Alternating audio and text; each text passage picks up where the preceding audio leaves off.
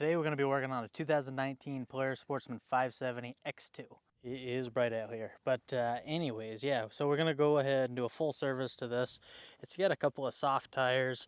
They're not, the tread's not horrible, but they do have a couple plugs in them, and I see some slices on the outside. Must be towards the bottom or something, but they got at least one plug in this one. The front one's the same way. It goes soft. This machine has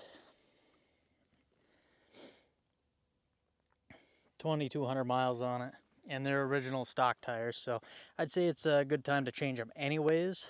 This is a very nice machine with the dump bed.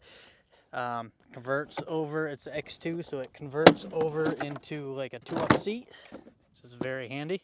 But anyways, let's bring it in the garage and start working on it. I like the back rest on this thing.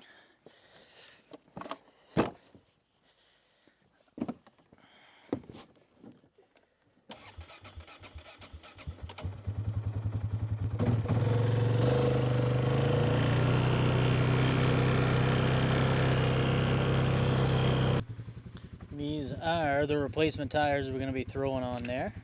I went ahead, get it in here, got the new tires on, as you can see.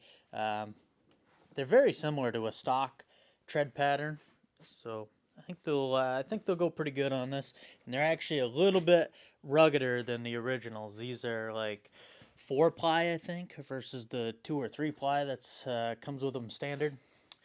Anyways, I'm having some troubles with this. This thing sometimes takes a long time to start up. Once it starts up, it runs perfect. I mean, you can run it all day. I test drove it, and it drove fine for like 20 minutes, no problem. It warms up good, cools down good, fan kicks on, everything. It doesn't seem to have any power issues at all. It's got full power, but when you go to start it up, sometimes it takes forever. As you saw in the last clip, it took a little bit, but that actually started pretty quick compared to what it's been starting for me sometimes. Doesn't matter if it's hot or cold, it starts like crap either way. Let's see how it starts right now. Go ahead and put that parking brake on, because on this machine you do need to have the brake on. Now, I always let the fuel pump cycle, because sometimes if you don't let the fuel pump cycle and just go to hit it, it will take a minute. But, and I've actually hit the fuel pump a few times sometimes, and it doesn't seem to make too much of a difference. So, fuel pump 3 times. It actually started pretty good right there. It is cold.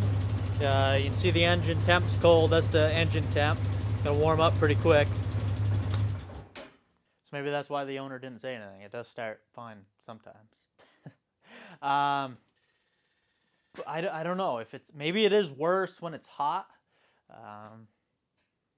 Because I know when I drove it around, shut it off, go to start it, it like crank, and then it finally started. So I was thinking we possibly might have some tight valves on it. That would cause that symptom, or possibly a bad fuel pump. However, the thing does run fine when you're driving it. It's just that initial startup, which makes me think the valves are tight. Now, I sold this to the current owner in 2021, and it had 1,700 miles, so they put like 500 miles on it, and it had 125 hours. I'm not sure what the hours are now. I mean, they use this thing all the time. Obviously, they don't rack up a ton of miles, but they said they use it all the time. What do we got on here? So it's got 181 hours. So they've put around 50, 60 engine hours on it. Now, I've never done a valve adjustment on this. It may have never had a valve adjustment on it. So we're definitely going to go ahead and check the valve clearance. Not enough fuel pressure will definitely cause some major running issues with these things. So we're going to check that. It's very easy to check. So we'll check that first, and then we'll move on to the valve clearance. Lift that seat out of the way. We'll go ahead and pull the spark plug out. Lift that bed up. A little dusty, dirty in here. Check, we're going to do a tune-up to this thing. We'll check the air filter, replace it if needed. Obviously, we're going to go through all the fluids, but we're going to figure out the running issue first. Spark plug. Let's go ahead and check our air filter right now.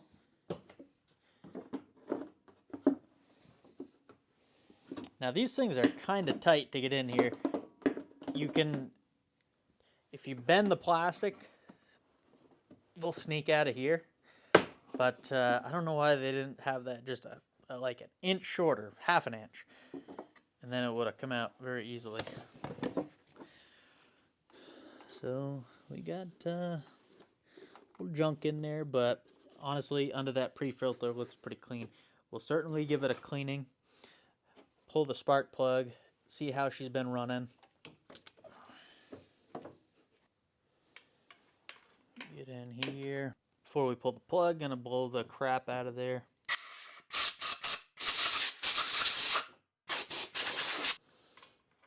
Alrighty. So, certainly looks like it's been running a little rich there.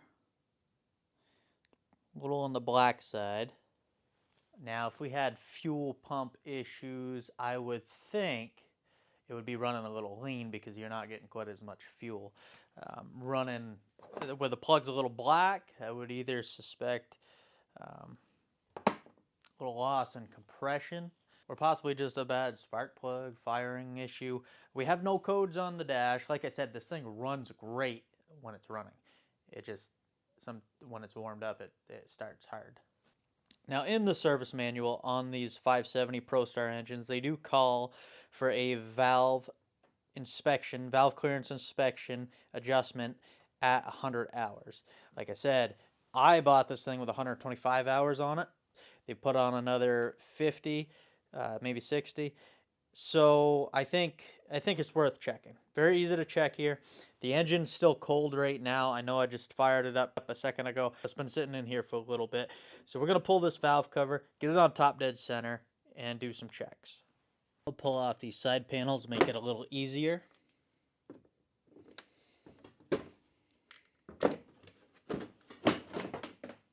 Come off pretty easy, just a couple of push pins. Same thing on this side, push pin here, and this pops out. Couple push pins there, and that comes off. Now everything's very easily accessible on these 570s when you remove those side panels. Now another thing I should mention, and why I'm not going mainly fuel related or spark related, is because this thing has been burning a little bit of oil in between oil changes. These things take 2 quarts, and it's usually down maybe a quarter of a quart, half a quart at the end of the season. I've been servicing this all 3 years, and it's been pretty consistent on that amount. And there's no oil leaks that I can see.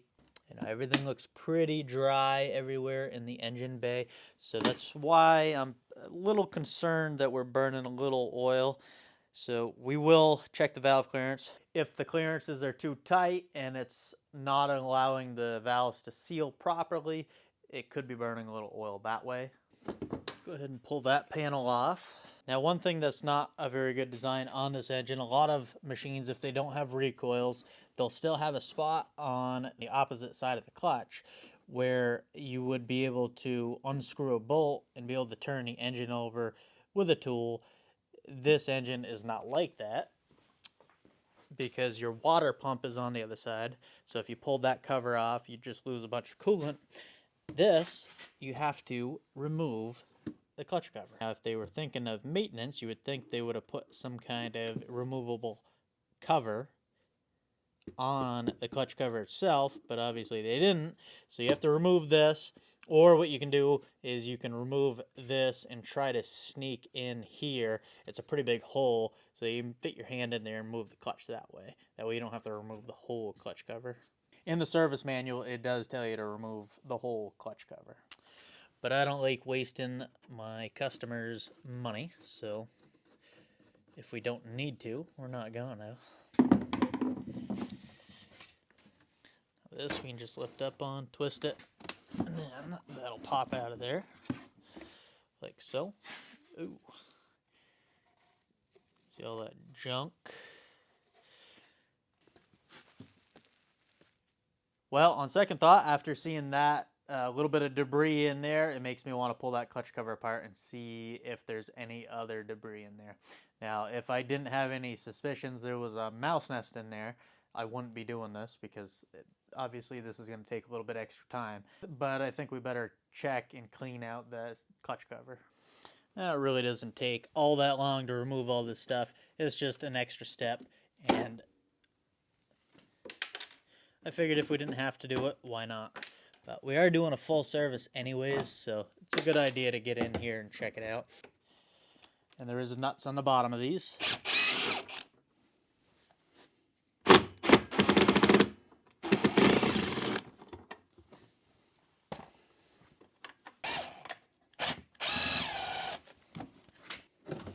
Now we can just remove this whole wheel well. There we go.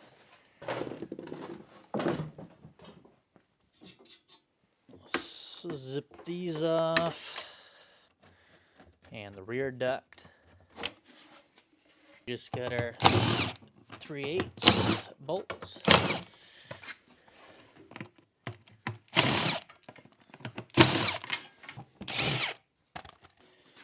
And go ahead and remove the outer clutch cover. Yeah, not a ton of stuff, but certainly some debris in there. I saw,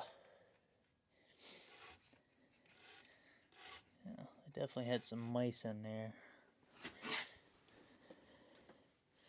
The outer, oh, we're missing quite a bit of that belt.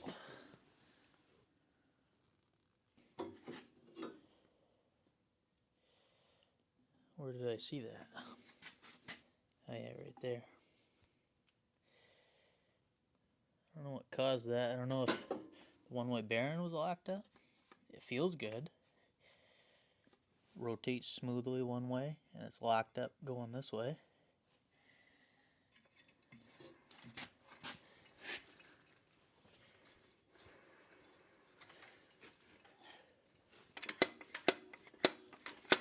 Everything's moving nicely. I kind of wonder if there was a foreign object in there at one time that may have bound that up a little bit. You know, maybe some, obviously the mice have been in here. Maybe it was enough. Maybe they had something in there. Or maybe even the mice, maybe they even chewed that. Now that I'm looking at it, check that out. I almost think they did. Almost looks like little bite marks.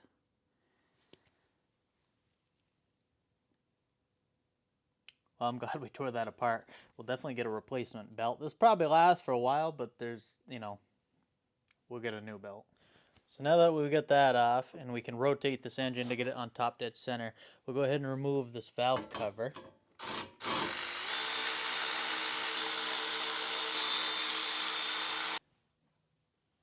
Now we can pop that off. There's only 3 bolts holding it. We'll come around this side, and now we got to put this on top dead center.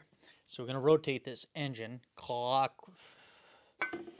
If you're on this side rotating it, you're going to rotate it clockwise, but if you're on that side, it'll be counterclockwise.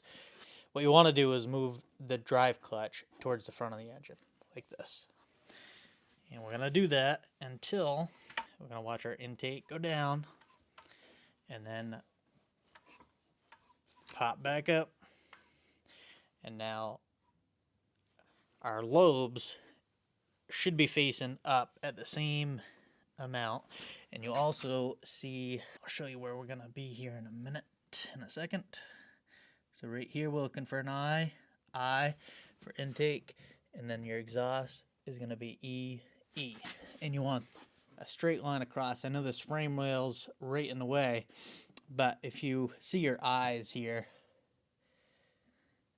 you know your E's are lined up. So that puts us at top dead center. Now we can get a feeler gauge in there to check our intake and our exhaust. Now the clearance for the intake valves call for 0.006 plus or minus 2 thousandths. So anywhere from 0.004 to 0.008. 8 seems like quite a bit for an intake valve, but 6 should be good. I can't fit the 6 in there. I can't fit the 6 in there on that one either.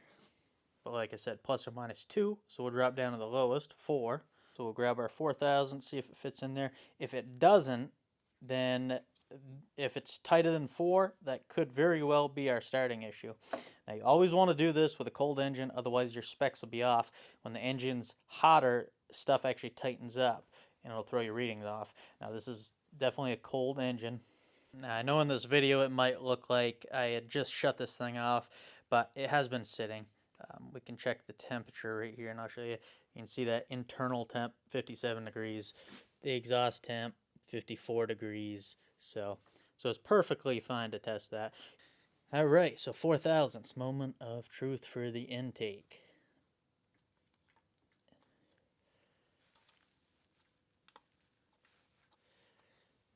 It did go in there. This one. Actually, I got to bend. I'll have to take that bend out of there. All right, so this one's nice and straight. Let's see if I can. I really got to force it to go in. It might be 4. I'd call it a little more. I'd call it a little less. Yeah, I got to force it. So we're going to actually check with the 3, see how that feels. Got it in there. Perfect. You know, this side's still a little tight with the 3. I can get it in there, but it's a little snug. So we're definitely a little on the tight side. Now we'll check our exhaust. The exhaust valve clearance should be 8 thousandths plus or minus 2. Right here we have 8. That I can sneak in there perfectly. That I can sneak in there perfectly. Oh, dogs are just barking out there. So we're going to try 10 thou. This is the max it should be. I can't sneak that in there. I can't sneak that in there. Maybe one. Yeah, that one in with a lot of force. So our exhaust seems right on the money. Our intake is a little on the tight side. Could be causing the issues. Now the valve adjustment is not as easy as just turning a little valve adjuster on this. These actually have buckets that need to be shimmed in there.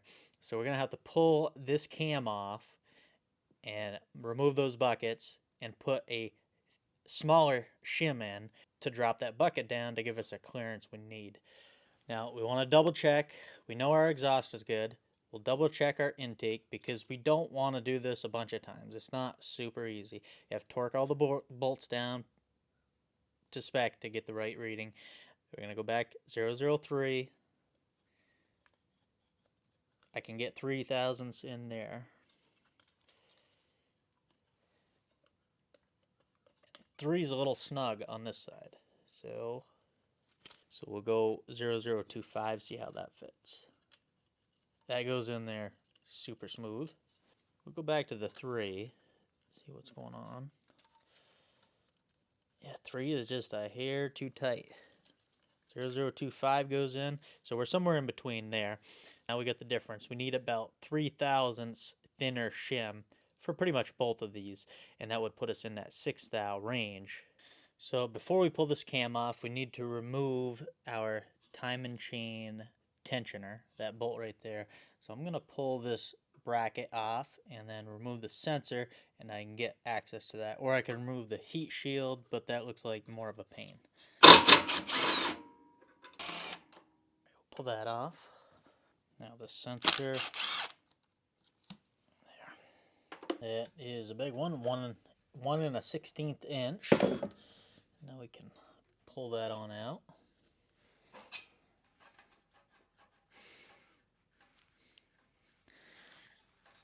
Definitely a little oily. Beautiful. Get that out of there.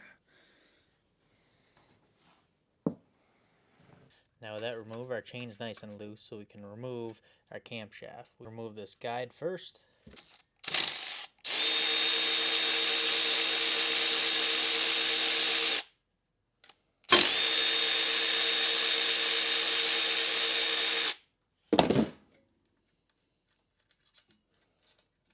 Put that on up.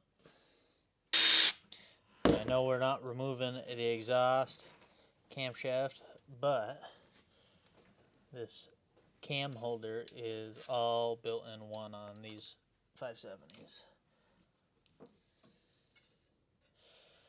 So we still have to remove that. take our intake camshaft out of there. We'll start on this side. We'll remove the one. So these buckets are actually the shims themselves. Of course, they can't just have a little shim in there like other rigs.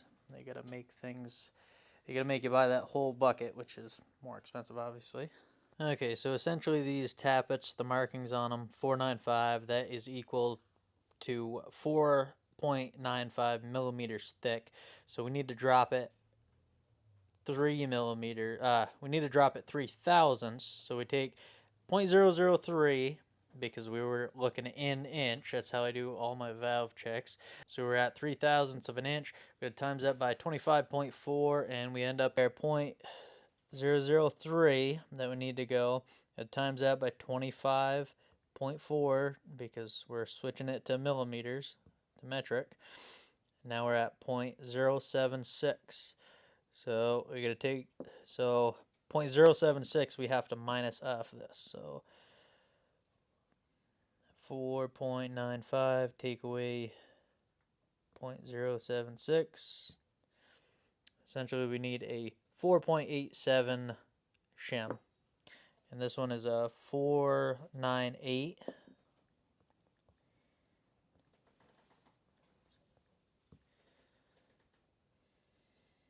So on this side we would need a 4.9 would be sufficient. Now because you cannot buy shims like all the other vehicles, where you would have replaceable shims like this with a bunch of different sizes. This is upside down because I don't have it opened up, but these are 9.48 millimeter. Different machines run different size shims, but they're pretty standard. There's only a couple different sizes. Got a full set of 7.48 millimeter shims, and then I got a few, I don't have a ton, but I got a few of the big ones. Forget the size, but they look like a quarter or maybe a 50-cent piece. They're used on the Can-Am or Bombardier DS650s. But no, Polaris has to use a whole tappet that you have to buy the whole thing, and they're 45 bucks a piece. I can buy a whole kit of the others for 100. So yeah, 45 bucks a piece for those.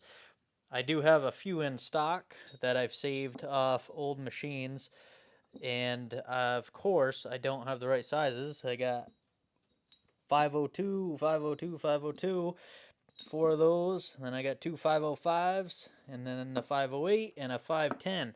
So they're all thicker than these, and I actually need thinner. So that's not going to work. Looks like a trip to the parts store is needed. Well, you would think the Polaris dealerships would carry these, but none of the local dealers had any. Called 3 different ones. None of them had them. So I actually remembered I had a Razor 900 engine all torn apart. That's got 8 valves. I said maybe. So when checked, I got some point. I have one correct one, and the other one we're gonna use. It's gonna be very close. We're supposed to have a 490 and 487, but I didn't have that. I have 2 490s, which will put us in spec. So we're going to go ahead and put those in, see how this thing fires up. Got some engine assembly lube on here. We'll throw this one in. This is the one that was supposed to be 487. And we can go ahead and put that one in. Beautiful. Just throw a drop of that.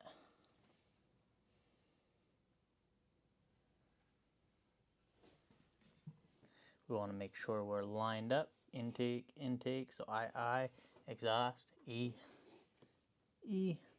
And then, of course, we want to pull it back this way because when that time and chain tensioner pulls back, when that time and chain tensioner is installed, that's where that chain's going to actually ride. So, perfect. And perfect. Now we can install our cam holder. Just like that.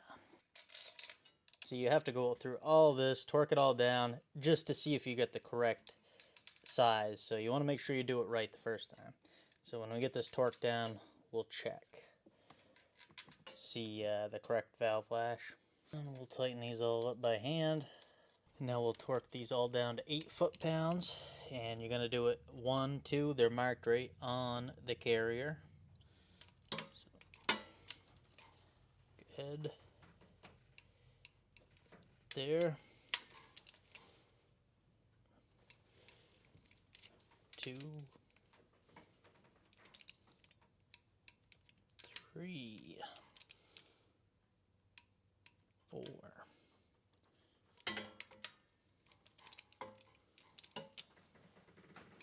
5, 6. Always good to use the sequence the service manual recommends, or like this, in this case, you just go off this. That's what the service manual tells you. And 8. And then I'll just go back through and double check. These are very important. You don't want to over torque them, because that'll be too much pressure on your cam. And obviously you don't want anything loosening up.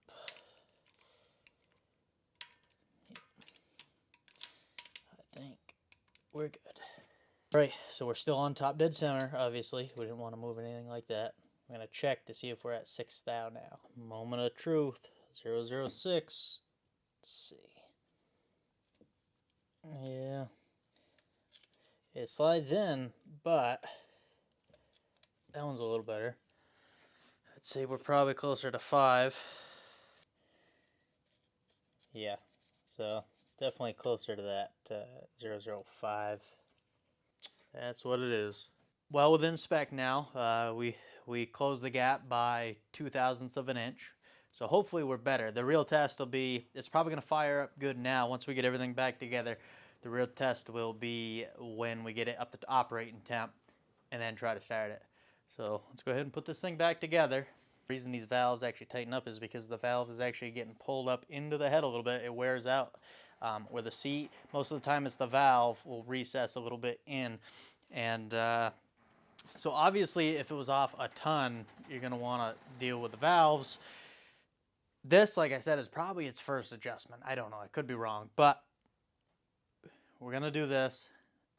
If everything's good, we'll go ahead. Next year, I recommend we'll recheck it. If it's tightened up again, we're probably going to have to service that cylinder head. If it hasn't, then we should be good for quite a while. Go ahead and throw our head cover on. Alright, get those all torqued down. Now you absolutely do not want to forget to put your time chain tensioner in before you turn this thing over, otherwise you're going to have some major problems. Or you could anyways. That timing chain could very easily jump, and probably will with how loose it is. Let's get that all tightened up. We can go ahead and reinstall our sensor.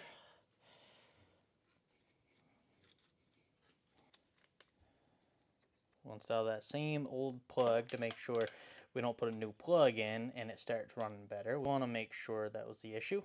Alright, blew out the clutches. Still a little dusty in here. Got a new Daco belt on there. She's ready to throw back together.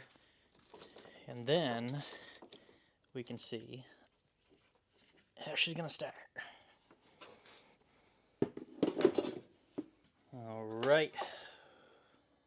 First start.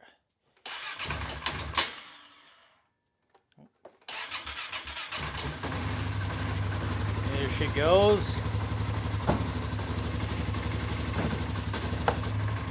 Go ahead, get this thing out of here, warm it up to operating temperature, right up 180, 200 degrees, whatever it goes. I think she runs around 190, 200. We'll shut it off, try to start it right up. That'll tell us right there if we fix the problem or not. Alright, obviously she's not all back together yet. I still got to do a service on this thing as far as engine oil, the transaxle oil, the front diff, all that good stuff. But we're just gonna figure one problem out at a time. So, see, she's warming up nicely. This thing is great. You got the turf mode you can lock on. You hear the rear diff. You hear that rear end unlock.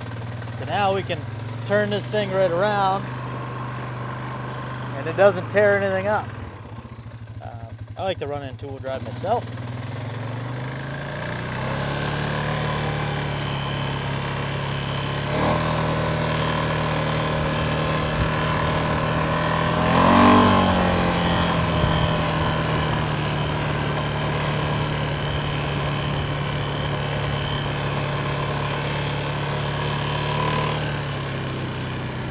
power steering is just so feather light on this thing. It's almost too much.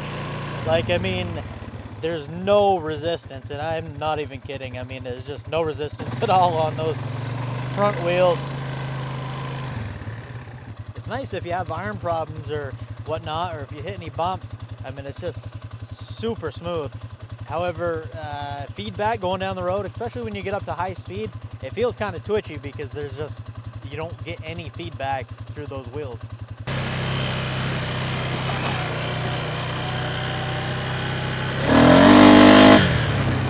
All kinds of power out of this 570.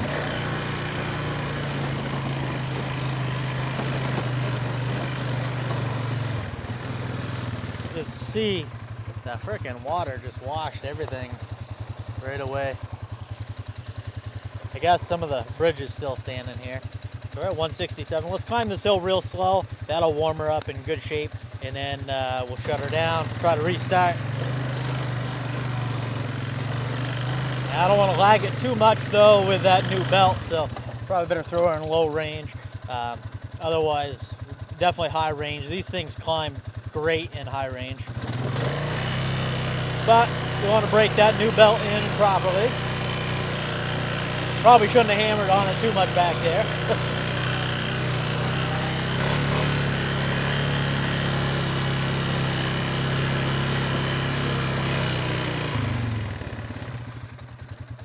So we're at 172. Go ahead and try it right there. I'm gonna have to hit that. Gonna have to lock that parking brake. 172. Shut her down. Got that locked up. Beautiful. Before that thing would have cranked over, and it would definitely like crank, and then it would fire up. It took literally that long. It didn't matter if you cycled the fuel pump a few times. Pretty sure the tight valves were causing the issue. You know, it's probably running very close to zero clearance when this thing heats up. So I'm gonna get this thing back in the shop, go through, do the whole service. We get the new belt on there. We get the valve lash in check. Next year, for sure, I'll tell the owner next year we should definitely check the valve lash again to make sure that it hadn't tightened up. If it has, we're gonna have to rebuild that head. New valves at a minimum. Anyways, I hope you guys enjoyed the video. It's time to hop back on those Hondas next. I'll catch you on the next repair.